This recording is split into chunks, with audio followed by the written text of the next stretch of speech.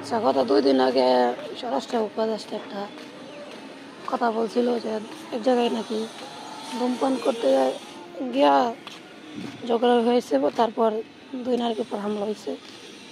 তো এরপর উনি ধূমপান খোলা জায়গায় বা ওপেনলি ধূমপান না করার জন্য অনুরোধ করছে সবাই।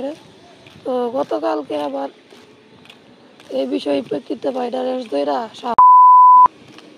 আন্দোলন করলো স্বরাষ্ট্র উপদেষ্টার পদত্যাগ চাইতেছে। তারা ওপেনলি বিড়ি খাইতে চায়, গাঞ্জা খাইতে চায়, সব খাইতে চায়। আসলে এটি একটা মুসলমান না, এসব হইলো চেহারা দেখলে কেমন ফুসকি ফুসকি লাগে, এটি দেখলে তার ভাই।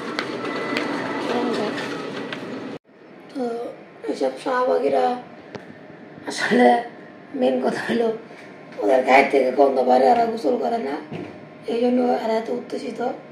ওদেরকে রমজানের দিনে বিড়ি খাইতে নিষেধ দিতে দেখে আর আন্দোলন শুরু করে দিচ্ছে।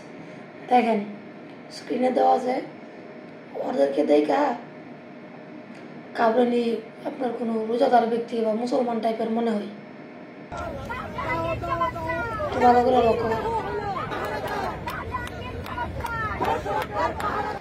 এরপরে আন্দোলন তো করলোই কয়েকজন নিয়ে, কি টাইপের লোকজন তো দেখা যেতেছে।